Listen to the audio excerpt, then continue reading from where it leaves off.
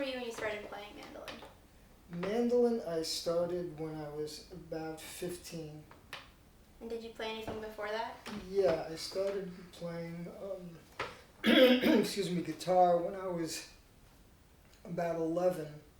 I really wanted to play banjo, and after buying my bar mitzvah, I used my bar mitzvah money to buy a banjo. Really? Yeah. How did you already know about bluegrass at this point? Yeah, I have a brother who's about 8 years older than me, and so he was, when I was 10, it was 1960, he started going to college. He was an SP, he skipped a year or two, he was very, very bright. And that was sort of in the midst of the high point of the, or building to the high point of the folk music revival. Yeah. So he would bring home all sorts of different records. He'd bring home some, from people we heard met in school, some jazz records, and then he got really into folk music, and initially it was like the Kingston Trio and a group like the Limelighters and other people. And from there he got into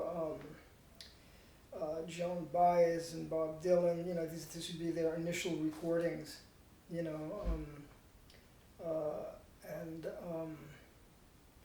like Eric Von Schmidt and Dave Van Ronk and Phil Oakes, and it was 60, 61, 62. And he also got very much into jug band music. Yeah. And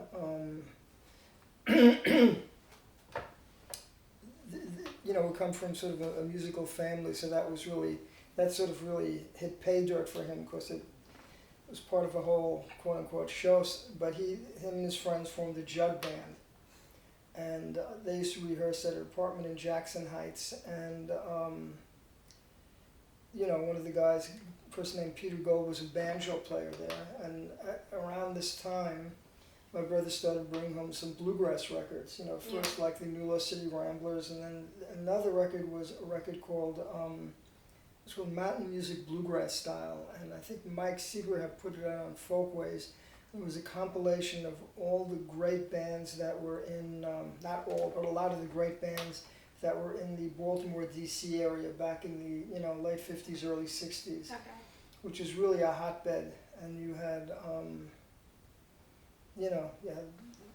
Earl Taylor, Smiley Hobbs, Tex Logan, just so many great, great people were playing there. And of course the Country Gentlemen, he brought home some Country Gentlemen records. So I heard this music, and it really, really captured my imagination, particularly the banjo playing. And around that time I was into shortwave radio, and also into trying to get out of town AM stations, at night, in the evening, when, you could really, get WSM, occasionally WWVA from Wheeling, West Virginia, would come in very clearly. There's also WOWO in Fort Wayne, Indiana. Occasionally you get the station. There's another from Waterloo, Iowa, which is also a country music station. But WWVA, particularly at night, from 6:37 until early in the morning, would just be playing country music and some bluegrass music. And what they would have would be like the old farm shows, but at night, different country musicians who were touring or had projects to sell would buy a half an hour of time and have their show and sell their products over the radio or promote their performances. Still, that's what the Grand Ole Opry initially was also, during the week with the farm shows, ways of, promoting your appearances or selling whatever products you wanted to sell. Yeah. So there was a group back then, a guy named Doc Williams and the Border Riders. And they were a group that played in the Midwest, some in the South, and in Canada. And they were a popular group, and he had a guitar method. So I learned some things from my, we had a guitar or two in the house, so he taught me some things on guitar, and I sent away for this guitar method. It's called the big note method. And you know, I started learning how to play guitar, and I just kept listening to you know, to bluegrass and wanting to play banjo. So there was a music school on 48th, you know, the old music block, was it 48th or 47th? I think it was 48th, between 6th and 7th Avenue. There were, you know, 30 music stores, and there was a guy there who was teaching banjo. I don't remember his name. We rented a banjo from them, and I started learning banjo, and I told him I wanted to learn bluegrass, and he says, well, before you learn bluegrass, you have to learn, you know, sort of this Pete Seeger style and frailing. So I, you know, I didn't realize at that point that that was, you know, really not the case, but it seemed like a logical progression to me since old time music, you know. So I said, okay, and it's possible also he didn't know how to play bluegrass. But anyway, so I took lessons from him for a while, and then at one point I just, you know, I said, this is not what I want to do, you know. I stopped taking lessons, and I guess I'd had my bar mitzvah, and I bought this, there was a place down on Park Row. What was the name of the famous music store? I don't remember the name. I bought like a Bacon and Day banjo. It was like a mother of pearl neck, you know. Neat little banjo, and I started taking banjo lessons. I had seen, my brother used to play at these things they called hoots, hootenannies at Hunter College or other colleges in the city. And it had basically all these musicians who, many who went on, you know, to become quite famous, like people like Richie Havens, or there was a band called the Garrett Mountain Boys, which had David Grisman and Fred Weiss and Winnie Winston, and you know, a lot of different people came out of that scene. So that was the first live bluegrass I saw. Yeah. And when I got a banjo, I wound up taking some lessons from Winnie Winston. I don't know if you know who Winnie was. I haven't heard of him. So Winnie Winston was he was basically a like a cutting edge banjo player. He lived in Manhattan. I think he was a graphic designer or did artwork for advertising. But he was really on top of the bluegrass, the development of banjo at that point. So, you know, he could play, this would be 63, 64. At that time you had like Bill Keith, who came in with the melodic style, and you had Bobby Thompson, who I guess had developed a similar thing earlier. He knew how to do that. Eddie Adcock had developed certain techniques on the banjo, so he knew how to do that. He could play like, just like Reno or just like Scruggs. He was probably at that point in his early to mid 20s. He might have been a year or two older than David Grisman. So these guys were like sort of, you know, of my brother's, you know, in generation, and Winnie was great. He played with the New York City Ramblers when they went down to Union Grove and won the contest down there. And he wound up being a great pedal steel player and moved to either Australia or New Zealand eventually, and unfortunately died at a young age. But he was really an amazing banjo player. He was sort of the banjo player. Well, I can't say the, but you know, he, you know, prior to him there were people like Bob Yellen and there was Eric Weisberg and Marshall Brickman, and I guess the first guy to really play bluegrass in the city, I guess, was Roger Sprung. Yeah. You know, I think he was playing as early as 1949 or something like that. But there's anyway, I'm going on a million tangents. So I was into playing, you know, bluegrass banjo, and I started going down to Washington Square to meet people. Yeah. And Washington Square was, then on Sundays, musicians would gather around. There was a fountain there. I remember that there was an art show and there was a fountain. Yeah. And the fountain, I remember, was being repaired then, but it took them years to fix. But there'd be different groups of people Oh, really? playing. So there'd be one group playing country blues, or one group playing Chicago blues, one group doing topical songs, one group of singer-songwriters, you know, old-time group, and a bluegrass group, or a few bluegrass groups. Yeah. So I just go down there and play, and you know, I started With meeting the mandolin or the banjo? the banjo. I didn't play mandolin at that point, and you know, I met some people my age, other banjo play, you know, and I started meeting people and playing, and you know, I was okay. You know, I could play bluegrass banjo, and you know, but more and more I began hearing on these records, particularly you know, this mountain music bluegrass style. You know, Earl Taylor or on the Flat and Scruggs records. It was either, I think it was Everett Lilly, and occasionally Curly Seckler playing some mandolin breaks, and I would just get, you know, the chills when I heard these things. Yeah. So around the time I wasn't quite yet 15, I made a decision that I was at sleepaway camp. Before I left, they had this, you know, Rebel Records was selling these, it's amazing, I don't know, like these three, you know, records, you know, vinyl records, I don't know, like $10, you know, through the radio, through WWVA. Mm-hmm.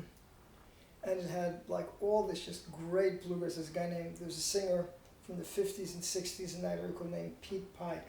Yeah. You've heard of Pete Pike? Yeah, I have. An incredible singer and guitar player. And they had you know, they had him and they had like duets, you know, with bands, but with like Billy Baker and Bill Keith and all, you know, all this just great. So remember, I was waiting for that record to come, and I was thinking more and more about the mandolin. And my parents sent me a letter up at camp, you know, I had my banjo with me, you know, and I had a guitar, and they said, "Oh, the record's getting great," and I said, you know, I decided I'm gonna play mandolin, because there was so many great banjo players, and, Yeah. and you know, there's Mark Horowitz, who Yeah. was, you know, an amazing musician in general, but a really great banjo player, and you know, Marty Cutler, and I mean, they're just, you know. So, and I wanted to be in a band, and I liked the mandolin, and when I saw Grisman play a few years earlier, I was very captivated by his, you know, the sounds of the mandolinist playing. So, when I got back from camp, I remember seeing on the highway somewhere up in the Bronx, and I lived out in Bayside, which was like, it's like a 40-minute bus ride, you know, waiting for the bus to either Main Street or Jamaica, to the beginning of the IRT or the F or the E train. Yeah. So you know, to get up to the Bronx, you know, would take me about 2 hours. Yeah. So I saw this mandolin. It was a Czech mandolin, sort of not, you know, like an A style, but different, you know, with like a flower on it, you know. Mm-hmm. And so I went and bought a Czech mandolin, and looked up David Grisman, and we started at that point. It was become like, you know, a lifelong friendship. So That's amazing. you know, and I wound up, you know, playing in bands and things like that. So prior to the mandolin, I'd been playing bluegrass on the banjo and guitar. So I was familiar with a lot of the elements of the style and the repertoire, Mm-hmm. and my fingers had, you know, a certain degree of development already, so it wasn't really that hard for me to, you know, I had to learn the mandolin language and how to actually deal with the fingerboard and stuff like that, and the right hand, but it wasn't as if I was a rank beginner. Yeah. So, you know, David had a way of teaching that was particularly suited to me, to my, you know, personality, which was basically, I remember the first lesson I took with him. He was living down on Thompson Street, down in the village there, and he, David had an archive of all this stuff that he had, he was a student of Ralph Winsler and then Frank Wakefield, and so he had like live tapes of Bill Monroe with Flatt and Scruggs from the Opry in 1946, 47, 49, he had, on tapes, copies of all these Bill Monroe 45s, 78s and 45s, the deck of 45s from the early 50s through the mid 60s. You could barely, you could almost, you couldn't get any of that stuff really, or you could maybe get. There was a guy named Dave Freeman who went into found County Records. He used to sell some of these 45s and 78s. I remember buying some Bill Monroe 78s from him back then. Nice. He had he ran an art gallery, and contemporary art, and behind some of these, the room behind the paintings or whatever, he'd have like Bill Monroe 78s and stuff that you could buy. So anyway, and David also had, he got through Ralph Winsler or whatever, all these tapes that Ralph Winsler and Mike Seeger had made of live shows at Sunset Park or the New River Ranch or, in Rising Sun, Maryland, made all these live shows of Monroe and Jim and Jesse and just all this stuff. So what he would do is, I remember the first time he said, bring your tape recorder. So I schlepped in this old, reel-to-reel heavy tape recorder, and he had the wires, and I think the first thing he showed me might have been how Monroe plays Pike County Breakdown. And he showed me one or two other things, and he said, okay, listen, he says, I have to leave. I'm going to hook up your tape recorder, record these few reels of music, and work on it. And when you get stuck, give me a call. So the first thing he wanted me to record was they're called the kitchen tapes now. It was Frank Wakefield and Red Allen. Yeah. And so I recorded those and a bunch of other things. And what I did was I basically played hooky from school and, slowed down these recordings, and, from Monroe or Wakefield, I would get it to where, if he did 5 tremolo strokes, I would do 5 tremolo strokes. If he did 7, I would do 7. I wanted to get it exact because, I felt that, a conscious or unconscious aesthetic decision was, I couldn't put in those words then, was being made by the mandolinist to hold it for a certain amount of time. Yeah. So I did this with Wakefield, with Monroe, with Jesse, with Bobby Osborne, and I tried to learn how to emulate each of their individual tones on the mandolin, and how to make some decisions as to how to hold the pick, what the best way to hold it is for me to do these different things, and so anyway, so I would struggle with this stuff for about 2-3 months, and then give him a call and say, come on over and bring your tape recorder, and I'd go over, and I said, David, how do you do this? He says, well, you do this way. And I said, the mandolin's very logical. So I said, if you do this like this, that means you can do this like this and this like this. Exactly. So he'd answer a whole bunch of questions and say, I gotta go. I mean, he lived in one of these, they used to call hot water flats. And,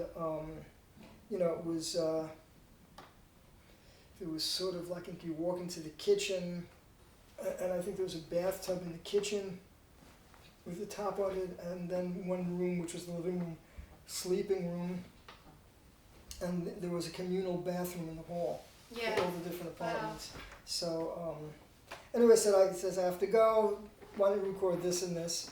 So in the course of about 2.5 years, I took about 5 lessons from him.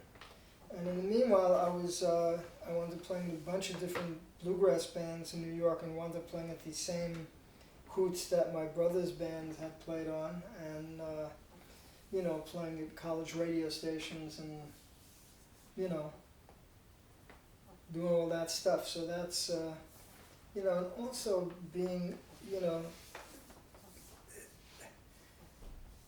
David was like a protege of Ralph Runsell and then Frank Wakefield. Yeah. And Wakefield was sort of the, you know, one of, his playing was sort of very edgy then, and, Yeah. you know, or perceived as very edgy then. And, you know, he's a really wonderful writer of melodies, and you know, really coming right at, you know, what he did was he learned how to play just like Bill Monroe, learned how to play like Bobby Osborne, like Jesse, and he developed his own style. Yeah. And I mean, other people who did that then of that generation would be Herschel Sizemore Mhm. and John Duffy, and they used to Yeah. develop their own things. So, but there was, you know, people who were listening to, you know, Joe Venuti and Eddie Lang, and Django and Stephan, and, you know, listening to the Beatles and other stuff. And so David would expose me to this stuff, so I began having getting a broader listening palette. And by the time I was about 16 and a half, you know, I was thinking of, you know, I met some of the musicians. We used to go see them in Sunset Park, or there's a place called on McDougal Street called the Gaslight. Yeah. And I mean, I would be, you know, I remember in, I don't know, 65, Monroe was there for a week. I was there every night with you know, had that, I think his you know, his one of his last great bands, if not the last great band, with Peter Rowan and Richard Green and Lamar Greer and his son playing bass, James playing bass, and I was this close to them, you know, Yeah. for like, you know, 6-7 nights. Used to have Reno and Harold play down there. Just a lot of, you know, so I got to know a lot of the musicians, and you know, Ronnie Reno. Yeah. Yeah, he was, back then he was a great mandolin player. He was one of the you know, him and David, and you know, the people who were looking towards the future of mandolin playing, you know. And Ronnie also happened to be, you know, a fantastic singer and guitar player, and you know, he wound up, you know, he idolized the Osborne brothers, and he wound up working with them, and then he was with Merle Haggard for years. And anyway, so you know, I was thinking of, you know, I met Vassar at Sunset Park, I think in '65. He was playing with Jimmy Martin, Yeah. and so what a great band, you know. And I remember, you know, like, to me Vassar was this like legendary figure, and he had developed this thing of this variation on Patty on the Turnpike that was, you know, it was like everyone was going wild over it, you know. And Yeah. so I said, Vassar, how do you do this, you know? And you know, I'm like 15 and a half, just, you know, this little kid, and he, you know, he just showed me, and you know, and then we, you know, and then I played some things that he had recorded, for, you know, that I learned, and he, you know, and we just, you know, he was just very, very kind and really nice to me, which he was in general, but you know, he remembered me, and we, you know, over the years we, you know, I eventually wound up working with him, you know, in his band and stuff like that, and. Yeah. You know, I recorded with him, he recorded with me, you know, so, but anyway, so I had some contacts, so I was thinking that, you know, I wanted to, you know, move to Nashville and see if maybe I can get a job with, you know, some band down there or something like that. Yeah. And, you know, it's sort of, somehow, you know, I learned probably 1,000 mandolin solos that I could replicate, you know, and my ear was, you know, like when you start transcribing solos, at first it might take you 3 hours to learn something, and you know, and after you do it for a while, you can do it in maybe 5 minutes. Yeah. And it got to the point of where I could hear what a mandolin player was playing, and I knew what key he was playing in, just by hearing what he was doing. So, but at this time I was also beginning to listen to, like I say, Stefan Grappelli and Joe Venuti and Django, and starting to listen to other types of jazz. And I began to feel that as wonderful as the instrumental tradition is in bluegrass, that the deepest emotions in bluegrass are really expressed through the singing. Yeah. And that, I'm not a singer. I mean, I've sung, but I'm not. I was never that interested in singing. In fact, I never even really listened to the words of the songs. It was the feelings of the songs, and that was what was really exciting me, and the melodic ideas of the songs and of the instrumentalists that really excited me. It wasn't so much the story, I got into that later on, but back then it was just really just the feelings. Yeah. And also a lot of the deep feelings were in the gospel music also, and I'm Jewish, I'm not a Christian, so it wasn't really it wasn't really for me. I mean, I love the music, but it would have been sort of disingenuous for me to really, not that I was a singer, but to even I didn't feel comfortable singing those songs, just because it's it wouldn't be really I could do it as a musical thing. I guess I had more of an identity back then than I knew about, but it wasn't it wasn't something that I felt comfortable with. Although it is, I love that music. I listen to it. It's some of the greatest bluegrass. I did a record, which for Ronda was called The Shabbos in Nashville. Mm-hmm. It was this guy Jerry Wozentowski, who's a great bluegrass singer, and he's also, he went to like the Yeshiva of Flatbush. He's fluent in Hebrew, and he'll read Hebrew novels and stuff. But he's a great bluegrass singer, particularly coming out of Mac Wiseman. And what we did was we took, the songs that are sung on Shabbos Mira, Shabbos melodies, and we took bluegrass songs and put these lyrics to them, or I wrote one or two songs, or so it was a bluegrass record. We did a record. It was Jerry and myself. We even did Daniel Prade, with a quartet, and it was myself and Jerry and Kenny Kosek and Tony Trischka and Roger Mason and bass and great drummer. Bobby Kent, who's down in Nashville now playing drums, and John Scholl played electric guitar and acoustic guitar. Kenny played some piano. Kenny's a great piano player. We did actually. When I stopped dreaming, with one of these lyrics also, hold what you got, a whole bunch of other ones, and so we did this record. It was absolutely great, and and when I wanted to start finding out about their parodies, because I'm changing the lyrics to Ron had said, they said this is not what we wanted, this is not and they never put it out. Oh, really? Yeah. Is it just recorded somewhere? I don't even have a copy. I think Jerry might have a copy of it.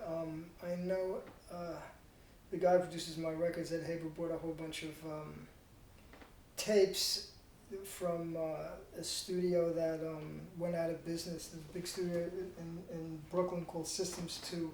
Okay. And I'd done a record called Andy's Ramble there, a bluegrass record.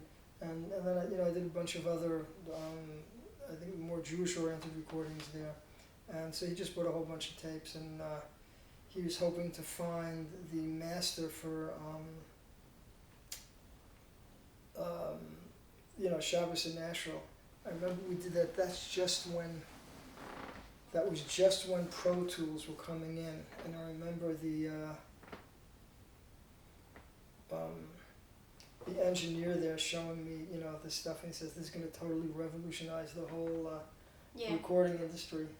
So, but anyway, so I'm going to try to keep myself, you know, I wound up to begin, you know, to question the you know, my thought of going to Nashville, and I also began hearing, you know, listening to more and more jazz, and then two things happened at that time. One was I think it was David Grisman had moved out to California, and he had formed a group with Peter Rowan called Earth Opera, and I think they were going to move to Boston. Yeah. So he was in town, and I hadn't seen David for about a year and a half, and he gave me a call to come over, and I think it was the day that Sgt. Pepper was released in America. Wow. So I met him in the West Village, and we were hanging out, and we went up to Peter Siegel's house. He used to live, I think, on the corner of West 3rd or 4th Street and 6th Avenue, you know, in the heart of the whole West Village scene there. Yeah. I remember I'd never seen headphones. I had headphones, and so I heard Sgt. Pepper. Then I had listened to some of the Beatles before. I mean, I'd heard.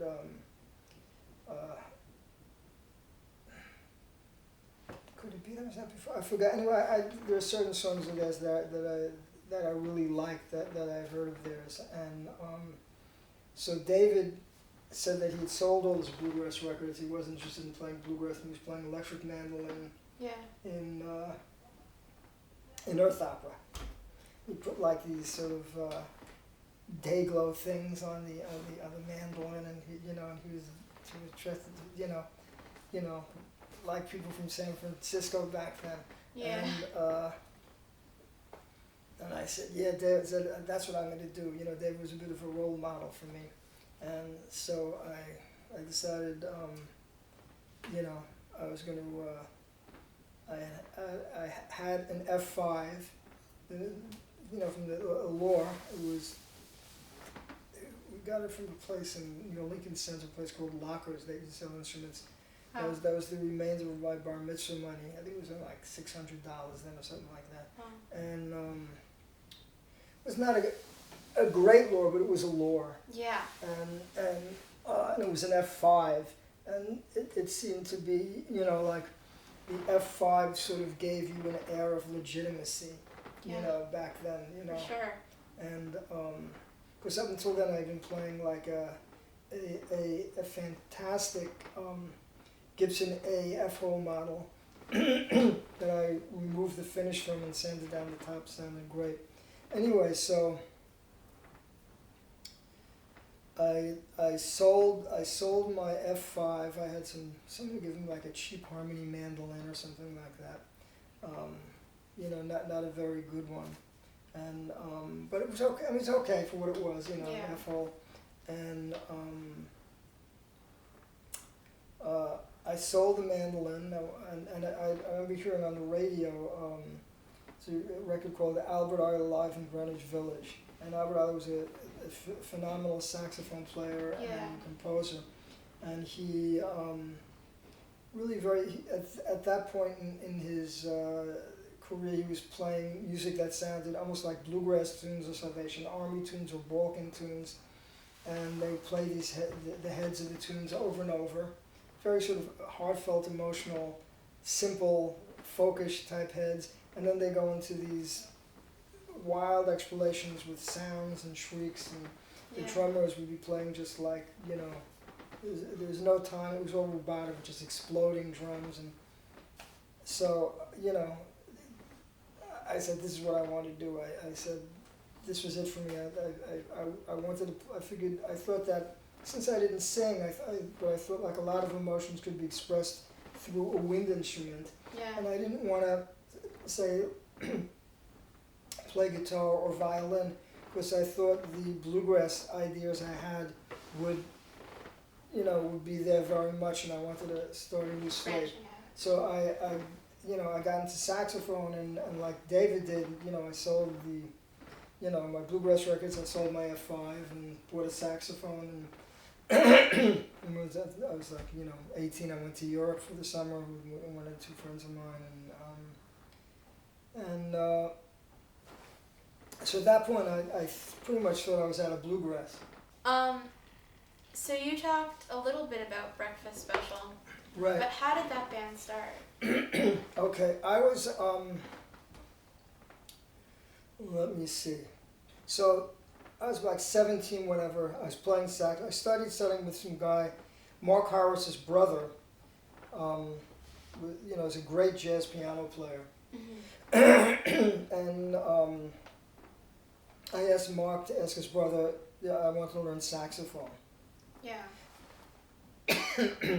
So, this will feel silly. So, he gave me the name of a guy named Richard Grando. Yeah. Who used to live a few blocks from here. It's like 1967. I was about 17. And he had learned from a guy named Sonny Stitt. He was originally in Buffalo. Sonny Stitt was a great bebop player, but he had, also, came heavily under the influence of Coltrane and that whole cultural milieu, Yeah. which was using music as a means of spiritual expression or attainment, and so he was very much into Carl Jung and studying different religions, and jazz was very much into excuse me, what today's called, ethnic music, listening to different ethnic music called world music today, from music from different countries, traditional music. Yeah. Particularly India. And I remember I went out to see him. He said, come out here, and I'm not going to give you a lesson. I just want to talk and see if I want to teach you. Okay. So this is a guy who came out of that whole the whole jazz scene. Yeah. And so they were very much like beatnik-ish like culture out of that. Sort of at the end of what happened in the 60s, the mid to late 60s, was there was a confluence of different cultures that were sort of in some ways mutually exclusive. Like there was a rock and roll culture, and that would have been looked down upon by the beats, the beatniks in the jazz culture, and vice versa. And there was a whole lot of different streams of things came together around that time and merged. So this was like, that was happening already at this time. I remember the first lesson was, do you believe in God? And we spoke for about 3 or 4 hours about all this stuff, and then he says, okay, I'll take you as a student. Oh, wow. And so I used to go out there every, I must have lived at that place. I was there all the time. Anyway, what happened was that, I was playing in rock and roll bands and in blues bands and playing a lot of, for what they used to call free jazz. Yeah. And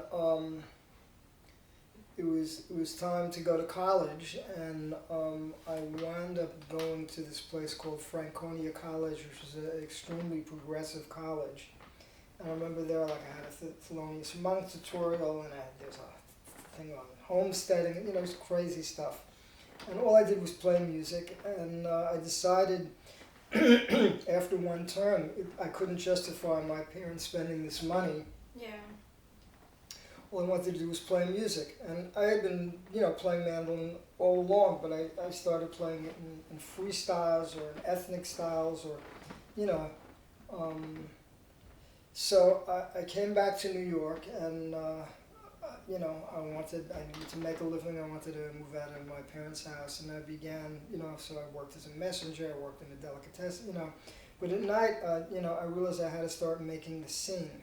So around this, meaning where they're musicians. So when I made that decision, around this time, I got a call from Peter Wernick, who I'd known from my old bluegrass days back in, the 3-4 years earlier, or less. And we played bluegrass together and stuff like that, and hung out together. We used to go down to festivals together. Anyway, Yeah. so he had a group up there called Country Cooking, Yeah. and Tony Trischka was in that group. And Tony had once he came down to New York. Him and this guy Joel Diamond, a really good bluegrass guitar player and singer. They had a job at a country bar at Long Island, and they hired me to play mandolin. So they stayed at my parents' house, and we went out. We played 2 nights at this transported Southerner bar out in I don't know where the heck in Long Island, and lots of it was like stop for truck drivers and transplanted Southerners, and and I'd been to those bars. I used to go to see Red Allen, and I used to go to all those bars to see bluegrass bands, and they would let me in, and I have like a Coke and a hamburger and fries, and and then I'd see the musicians. I know there's a place, the Starlight Lounge. Red Allen played there, Reno and Harold, and they'd be playing behind the bar, and then afterwards they'd go and hang out with the musicians. And it's rough for my parents because I'd get back into I'd be dropped off at like 1-2 in the morning at Times Square, and I'd have to take the train all the way back to Flushing and then wait for a bus. And so anyway, they had they had what was it, the mandolin player who was on their first album, which is pretty much all original music, had quit the band, and he asked me if I want to come out and play, all this original music. Yeah. So I said, great. So I hadn't really, so I was sort of back in that scene again, and I learned the tunes, and I wrote 1 or 2 tunes as well that they, and it was, like, Tony's types of tunes and Peter's tunes, and and Russ Bamberg was playing guitar and John Miller on bass, and Nandi, Peter's wife, sang some, and it was great. It was really great, and I wound up sort of getting back in that scene. So I remember when I was working as a delicatessen, I would start, I realized that I had to quote unquote make the scene in order to get work. People had to know about me, so I knew all these people.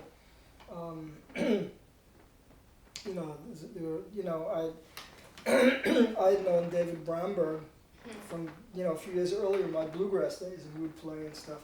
Yeah. So I hadn't seen him in years, and in the interim I was playing saxophone, so he invited me to start sitting in with him.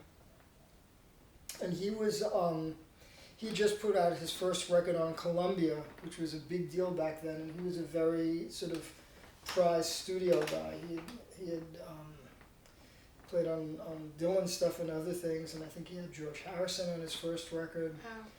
Anyway, so he had one regular guy in his band, a guy named Steve Berg, who was playing electric bass, but he was also a phenomenal electric guitar player. And he would have whole entourage of people playing with him. He'd have like Peter Eklund, I don't know if playing cornet, and very often Kenny Kosek would be playing fiddle, or Larry Packer playing fiddle, and like a woman, a singer-songwriter, Doris Abrams, and myself and some others. And I did a few sit-ins with him, and then he said, I want to hire you. I'll put you on salary. Yeah. So it was incredible. There I was. So I think I told you this. I had felt that there was a difference between professional and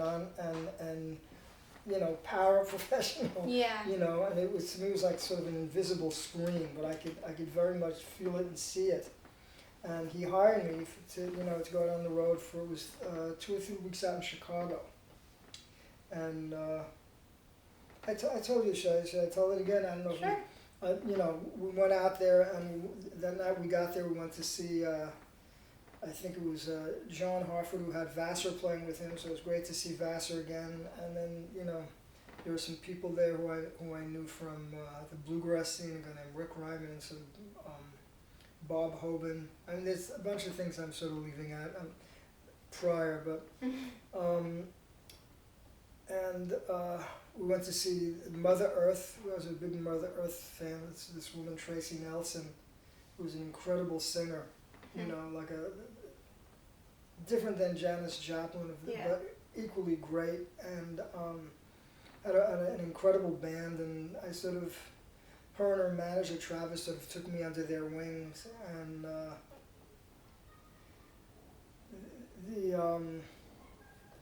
you know, I met these guys from the Siegel Schwal Blues Band who you know, took me out to some of the blues bars out in West Chicago, you know, and it's just an amazing, you know. Anyway, so this is all of a sudden I'm, you know, so I felt doing these gigs, we're on the same bill, alternating with 1 week Randy Newman, and the next week Cheech and Chong. It was sort of like a big folk club. Yeah. And I sort of felt I passed through that curtain. So anyway, it's a breakfast special. So you know, Kenny Kosek was playing in Country Cooking, and anyway, so when I was off the road, we began doing some, you know, gigs in the city, whatever. And Kenny was hired by David and also Roger Mason. Yeah. And you know, we had spoken with, you know, we all spoke about doing this band together. And there's you know, Stacy Phillips, who I didn't know was a good friend of Kenny's. Yeah. And also a guy named Jim Tolles, who I'd met once or twice, a singer-songwriter. So you know, after about a year and change, I you know, I gave you know, David my notice, and we formed Breakfast Special. But you know, with David, I mean, I really sort of got my wings, you know, as a full-time musician. Yeah. And he very generously included me in a lot of you know, sort of high-level recording sessions, like I told you, you know, the one we did, you know, a bunch of days in the studio with the Grateful Dead. Yeah. Which recording was that? I think that's on Wanted, Dead and Alive, and on some other, and maybe the album after that. And what year is that? I guess 71. Wow. And you know, I used to see the Dead at the Fillmore, you know, and wow. You know, so it was, you know, and sometimes they were great and sometimes not as great, you know. Yeah. And like anything, you know, and but I was really impressed, you know, actually playing with them in the studio, and they had a great timbales player they brought in for the session. And then I did a bunch of things as trios with Jerry and David on acoustic, and I played mandolin. What was that like? You know, it was. I mean, it wasn't. You know, it was fun. Yeah. But you know, it wasn't. I was never like, oh, the Grateful. You know, I was never that. You know, I was at that point. I was really coming so much from like more from a jazz perspective, for lack of a better thing. So I had, you know, admiration for these people, but I wasn't like, you know, you know. Yeah. But you know, I was impressed by their level of musicianship and you know. And you know that, you know, I thought, you know Garcia could play some very inspired stuff. You know, really wonderful musician.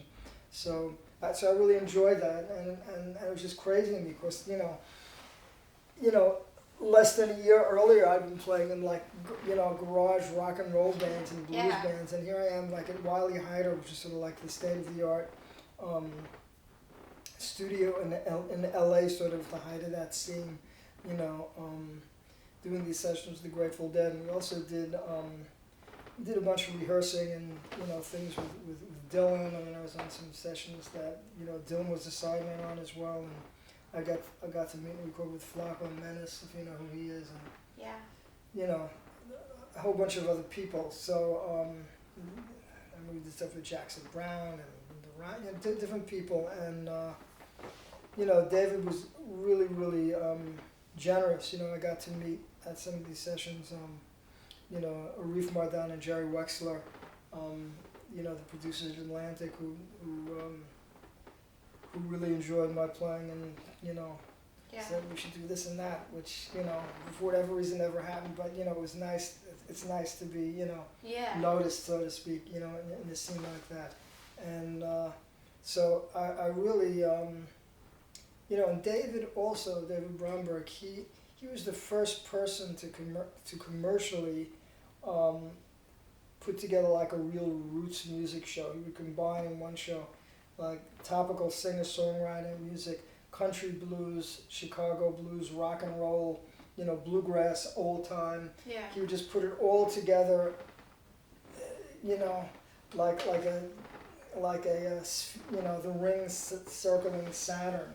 Yeah. And he was, you know, he's a great showman, and he understands how to put it all together. He really is the first person to really, I think, commercially to really do that and make that as a viable, you know, thing for people to do. Yeah. So, but anyway, after that, you know, breakfast special happened, Yeah. and that's a whole other. You guys used to tour around the festivals, right? Yeah. What were the early festivals like in bluegrass? Okay, I mean, I was at the second Roanoke Bluegrass Festival in '66, and that was about 250, 300 people, and everyone there was like either a musician or a, you know, an authority, you know, a big fan of bluegrass, and everyone got to know, you know. So when we came back there, this was already the time of the rock and roll festivals. Yeah. So the bluegrass festivals, there was a whole circuit, and there was also a bar circuit happening as well on the East Coast. So when you weren't doing the bluegrass circuit, so you know, the festivals were huge, and you still had the first generation guys there. Yeah. So at all these festivals, you'd have Bill Monroe, you'd have Mac Wiseman, you'd have Jimmy Martin, you know, Jim and Jesse, the Osborne brothers, Mac Wiseman, you know, the Country Gentlemen. Yeah. All these different bands, and then you had these bands that were coming up. You have the Newgrass Revival. Yeah. And I had met Sam back at Roanoke back in 1966, and so we knew each other. And you had Eddie Adcock formed a group called the Second Generation. Okay. Yeah. Which was had great players in it, and what I remember about them is that they had these long, intricate arrangements.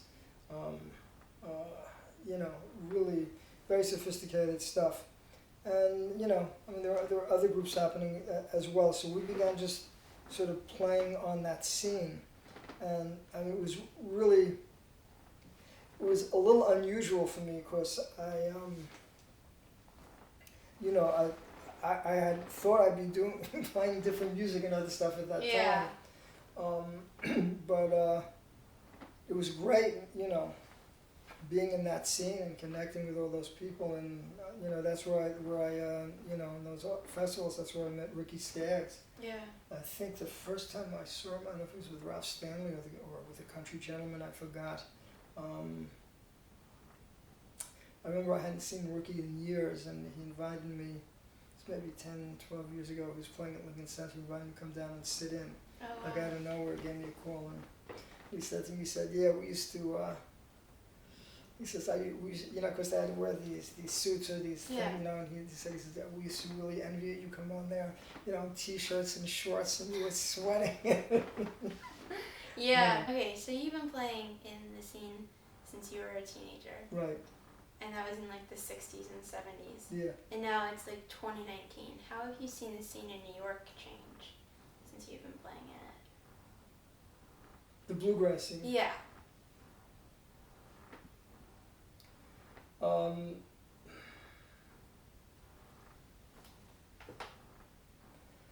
You know, after breakfast special, I was already studying ethnic music, and then I got very heavily involved in you know, I was playing in a lot of different bands, and I also started doing Klezmer concerts. These are like the first Klezmer concerts in New York, and I was in the bluegrass scene, you know, occasionally I do some gigs with like me and Kenny and Russ Bamberg and Mac Glazer and Tony. Yeah. Those of the New York All-Stars Wow. and then, or I'd be working with Richard Refuse and Richie Schulberg Yeah. and, you know, Tony would play with that sometimes, Kenny, Marty Cutler. I lived upstairs from Richie, so, you know, I was playing in that band all the time. I was playing, the scene was very different then. I mean, I was playing, there's a club there called Broadway Charlie's, Yeah. which was a place that a lot of people played, or Gertie's Folk City. And those gigs would start maybe around 8 and you'd play until about 3 in the morning. Wow. So I'd be doing these gigs and, you know, I've been playing in blues bands or rock and roll bands or whatever, you know, and I you know, you'd come, you know, there was smoking in the bars and you'd come home the next morning and you'd get up late and you know, your clothes would stink from smoke. And I remember opening my saxophone case or my mandolin case and everything smelled like smoke. It was really, you know, it's just crazy. So, I mean, what happened for me was these Klezmer gigs all of a sudden started paying real money, and, Yeah. and I was working in much better conditions than I was playing other music. Yeah. So that wound up becoming, you know, for a variety of reasons, not just the working and, you know, the focus of what I was doing. Although occasionally at this time I was playing. Occasionally, you know, David had just formed his group, so I would go out there and play with them sometimes, and I wound up working a lot with Richard Green and Buell Neidlinger and Peter Rowan in different combinations. Yeah. And you know, so I was still somewhat in the bluegrass scene. I know, like, Peter brought me out to do his first banjo solo record. I think he was in Colorado already, and so I was still sort of in the bluegrass scene at that time, but not as much. And I was also starting to become observant, and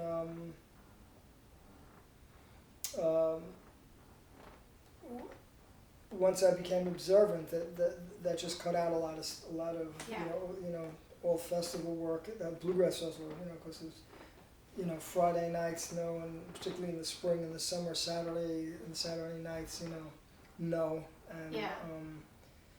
And I was just getting, you know, I was getting more and more, you know, deeper into the, you know, into the traditional Jewish community, and becoming very interested in Hasidic music and stuff, and so I sort of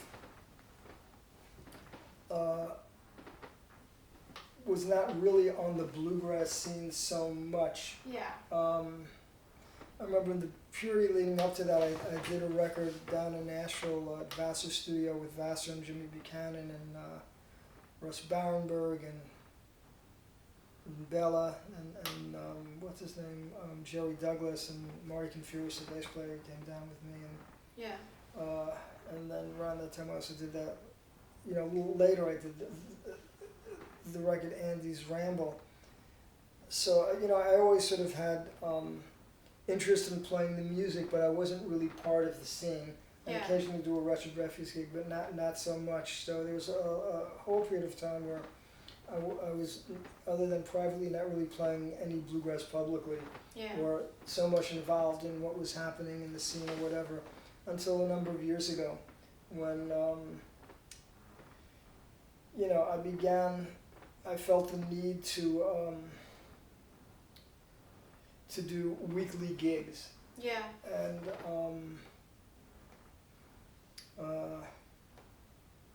you know, I felt like you know, like if you look back at the musicians, you know, the jazz musicians in the 40s, 50s, 60s, you know, these guys were playing, you know, from 8 or 9 at night until 3 or 4 in the morning. Then Yeah. they go somewhere and jam until you know breakfast time or whatever, and they get Yeah. a few out. So the concept of being perpetually warmed up. So I started getting a bunch of gigs for myself with different drummers, just doing improvised music pretty much mainly on clarinet, some mandolin. Excuse me. In fact, I was telling your mother we worked at a place here called Two Boots back years ago. I used to have a regular Wednesday night gig there. At this one? It used to be, I think, on 6th Avenue or something, if I remember. Wow. It's one here in Brooklyn. She told me it has moved once or twice since. Yeah. It was back in the, you know. Anyway, I mean, a lot of things are overlapping. But so anyway, I wound up getting this weekly gig down at the shul down here. It's about 20 years ago in the West Village, and we did it. We were doing it on, I think it was Thursday nights, and we used to play. I mean, you know, we'd start at 9 and play one set for about 2 hours, take a break, and then play another hour and a half set. You know, but I began to start doing that 2 nights a week, and I began playing with you know, Akira Satake, the banjo player. Yeah. So I invited him down, and I began, you know, having one night for more like bluegrass type music, and inviting musicians down and stuff. And anyway, so it got me back into playing that type of music, and starting to write melodies in that form, and that sort of led to the formation of the label that I'm on now, Sheffer Records, and sort of. You know, I still was writing tunes for the mandolin, but really got me back into writing mandolin music. Yeah. You know, I mean, the first mandolin record I did, Fapper Schwartz's Veranda, that was not a bluegrass record. Yeah. You know, but you know, I was interested in that. You know, just developing sort of my own music and sort of bringing everything together, and not segregating styles, and just really playing music. So, I don't know, I'm sort of rambling on here. I don't know. No, I love hearing this. Before we started recording, you were telling me about Bill Monroe. Yeah. Seeing him play. How did you meet him? You know, I met him through, I met him, you know, at gigs, and I just, you know, shook his hand and maybe get an autograph or ask him some questions. Yeah. And then I really met him at one of these birthday parties at Tex Logan's house. Yeah. And we'd be up all night playing music and stuff, and so I got to play with him a little bit then and speak with him, and you know, I was terrified of him, and he was very kind and nice. So I was just very shy around all those musicians. So I didn't want them to see me. Let alone see me holding a mandolin case. I'd be very embarrassed. Some, you know, mishigas of my own, but you know, but I held all of these people in the highest esteem. Yeah. You know, as great creative artists, and I still do. So. How did you know Tex Logan? I might have met Tex through David. Mm-hmm. And then over the years, we'd be on some of the same gigs together and stuff. Tex was amazing. Yeah. Great fiddle player. I remember. I remember we did some gigs on the same bill at Symphony Space, and I remember I was playing some original. I had like a sort of a jazz setup for the Jewish music I was doing, and then for the original mandolin music. And I remember we'd get there for a sound check. It was, you know, like a late afternoon sound check. Tex would already be there, and he was just playing fiddle. And in the dressing room next to him was he brought one of these big, like, I don't know, you know, these like restaurant coffee makers. You probably have from the parties he's had, they can make, you know, 100 cups of coffee. Yeah. So one of those things was brewing. And so from like 2 in the afternoon until the time he got on stage, he was just playing fiddle and drinking coffee. So by the time he got on stage, you know, it's amazing, absolutely amazing. It's interesting, I know, with Ricky's band, I know those guys, you know, play a lot before they go out on stage. I mean, and you know, at the velocity those guys play, I mean, they need to be, but it's an amazing thing. Yeah. I remember, jamming with some of them backstage, and a number of years ago, and just great musicians, great singing, great playing, and Ricky is an amazing person, musician. So, but yeah, I mean I knew Don Reno a bit, and Bill Harrell, George Scheffler, and Bobby Osborne, and Jesse I got to know. I did that book on Jesse. Yeah. And so I mean, I knew them, but I was never really. I was always on I was part of the scene, but also on the periphery, because I really, I'm not down there, and I'm doing something else, so to speak. Yeah. But and that's the way it is now. I mean, I still interface with the scene and know the people who work in those things, but I'm not like a regular.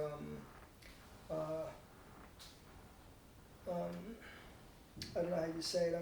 I'm not like a presence on that scene. Yeah. But the musicians know me, and I know them, and I'll do some recording down there, or play on some of their albums, or whatever. So, so I still interface with the music and love the music, and I enjoy playing straight ahead bluegrass also. So.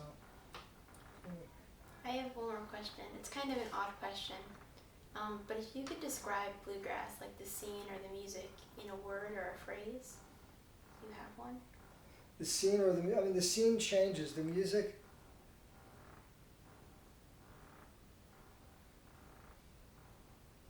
it's hard to, it's a very, it's a very broad palette of music in bluegrass. A lot of what I do could be considered bluegrass also. Although I myself may not, I'm sort of a bluegrass purist in some ways, but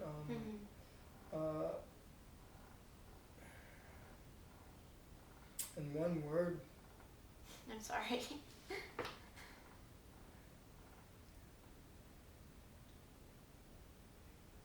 I mean, this is a descriptive answer and not what you're looking for, but I just say That's okay. A style. I like it. And that's really what it is. And like any style, it sort of has its time and place, and then it sort of broadens and spreads out and becomes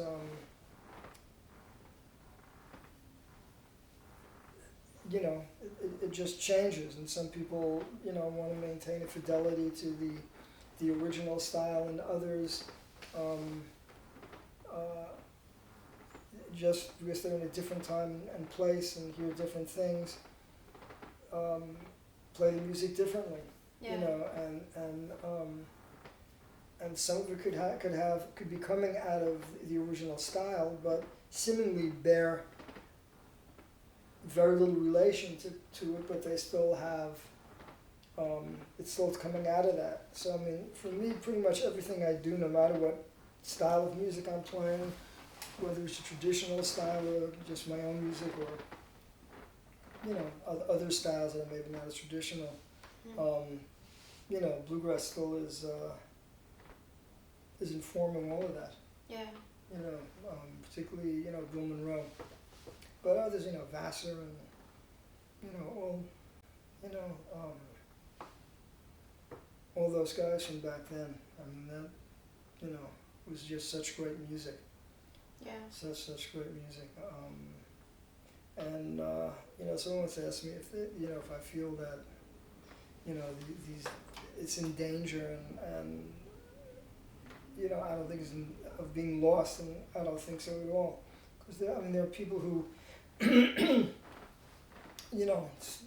dedicate their musical identities to trying to play that music in that style from that time and place. Yeah. And find their own identity in it. So they're doing it a little bit differently, or they personalize it, but it's still really coming from that whole understanding of the music and that aesthetic. Yeah. So I think with almost all traditional styles, of course, throughout the world, that's the case. It's interesting though, because there's as you get further and further away from the, for lack of a word, the original Big Bang. Yeah. So that'd be like the first and maybe second generation of bluegrass people. The developments after that are possibly in danger of losing touch with what happened previously and really having a musical and aesthetic connection. Yeah. With the incredible creativity and depth of emotions that happens in the particularly in the beginning and early developments of a style. Yeah. And so I remember I was speaking with someone who's knowledgeable about bluegrass, and they were talking to me about someone who recorded I think it was they had heard Noam's record of Kenny Baker playing Bill Monroe tunes. And it was a great record. yeah, Noam does a great version. So and so I was telling this person, I said, I really, it's great, but I said I really prefer the original. Yeah. He said, Kenny, he's playing Kenny Baker's version. I said, Kenny Baker, that's not the original version of the tune. Mm-hmm. He says, it's not, and it's, no, it's not. And Kenny Baker does a wonderful job also, but to me, the best version of that tune that has all that juice and, is Bill Monroe's version. Yeah. And so when people begin to lose touch with the depths that's really keeping this music alive, the foundations upon the heartbeat of what the music really is, it's, they're sort of not partaking in a sort of richness that could, I think, really help them creativity. On the other hand, that's my phone. On the other hand, should we wait until this goes? Okay. Would you like some water? No, I just drink the coffee. I usually don't talk so much. On the other hand, they may not need it. So, who's to say? Yeah.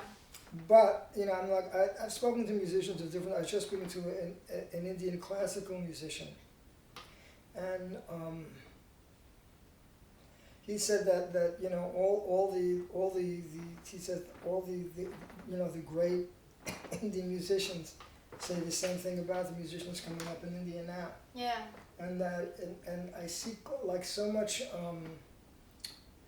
things have changed so much. It's like and so much is available. It's like looking at the sun. You can be blinded. Like a lot of musicians coming up. What style? I love bluegrass, but I also love Irish music, and I like Balkan music, and I like Jewish music, and I like jazz, and I like Bach, and and what happens is some of them, particularly those with classical training, but even those without, can get a certain level of technical proficiency and can sort of play all these different styles, to some degree. Yeah. But none of them can really go deep into any of them because they don't. You need to really study a style very, very deeply and absorb it, and be able to find your own voice in it, in order to really understand what makes the style work.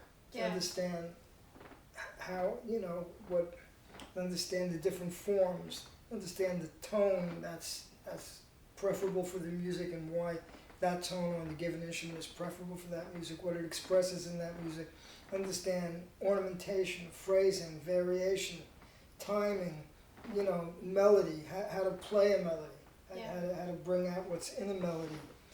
And if you can go deep in one style, when you go to another style, you'll know what to look for and you can progress that much faster. But if you never get to that point in any one style, you'll never, to my way of thinking, you're not gonna, you'll be sort of building, like a building on sand rather than a strong foundation. Yeah. And the truth is, not everyone has to do it, but I still believe it's an important thing to do. And I just see people, clear across the board in different styles. I've seen all sorts of different types of music have expressed that, and particularly since the whole, in all music styles across the board, the technical level has really, risen tremendously. Yeah. And, all different styles of music, traditional, throughout the world. And, that can become a pursuit in itself. And that doesn't necessarily make the music better. It makes it more technical and more athletic, but it doesn't necessarily make the music more expressive or more or deeper. Yeah. It can, because you have more to work with, but it's really a question, you have to try, and while you're doing that, you have to get deeper into what you're playing. You have to, you have to make music that really will really move you and move the people you're playing for. Yeah. At least that's the way I feel. So, so I think it's important to get grounded really grounded in the style and the people who created the style as much as you can. But that being said, there can be exceptions to that, and people can just, start with whatever's happening now and not go back and be great also. It really depends on the individual, but I think those cases are rarer. Yeah. And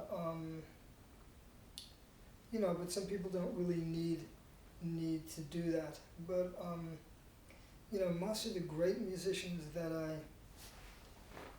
I know of and that I know and that I listen to all the time were people who really came out of a scene of really studying what went before as much as they could. Yeah.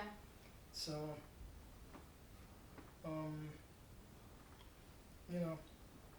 I don't know if that's... Yeah. That's great. Yeah, but like I say, it's not a universal thing. People have different, everyone's different. And also people have different musical tastes. And, I've had students who can't listen to Bill Monroe. Yeah. And it's really sort of too ethnic sounding for them. It's too foreign sounding for them. Oh, wow. And what I tell them is listen to it until the door opens up and you understand what's happening. Yeah. Because the time invested, the rewards will be, will transform your playing. Yeah. But I don't know how many. I don't know what's happening on the scene so much now. Yeah. I don't know how different it is from when I was sort of on the scene. It seems there are, traditional and then people who are less traditional, and it's sort of pretty much the same thing, just a different time. But it just, I think these things are always pretty much the same. You have people who want to keep it sort of in a certain area and not move it that much, but find their own identity in it and keep growing with it that way, and others who want to really move it in a different direction. So I think that's always the case. Yeah. I mean, in New York City, there was always the pushing the envelope thing, going back to the 50s and 60s of, you had like Roger Sprung, who was probably one of the first bluegrass banjo players to play probably Broadway show tunes on the banjo and play, all sorts of different types of music on the banjo, and then there was a record that Eric Weisberg and Marshall Brickman put out called what was the name? Progressive bluegrass or something. Oh, I know what you're talking Yeah, about. yeah. And that was like a really important record, and you know, David Grisman began developing dog music here, you know, back in the early '60s. You know, things were always sort of being pushed. You know, and Breakfast Special was a very sort of a forgotten but very envelope pushing band in its time, and. You know, so I mean, there's a whole in New York a whole tradition of that going. You know, Bella, you know, comes out of the New York scene. Yeah. And yeah. That you know that's I think that's just you know part of the tradition here. Yeah. So you know, you have any other questions? No. Do you have any more stories you want to share? You'd have to ask me. I don't, you know, I can talk forever, but it's good to be guided. Yeah. You know, I remember you told me when we were driving back from the Folk Fest that your band used to do alternating gigs with Bob Dylan, or oh, with Bruce Springsteen. Bruce Springsteen, yes, Yeah. not Bob Dylan. Yeah, there was a club called the Child Herald, which I think in DuPont Circle down in D.C. There was a whole bar scene that you could play on. You know, in the late fall and into the late spring, you know, throughout the winter when you weren't in the festivals or the folk clubs, and the Child Herald was one of them. And we would alternate with, you know, monthly. We'd be there once a month, and either the week before us or the week after us was Bruce Springsteen. Yeah. There also was a club in the West Village we played at, I forgot the name, where one time, you know, Steve Martin opened up for us for a week, and another time the Buckingham Knicks, which was Fleetwood Mac, you know, opened up for us. So it's pretty wild.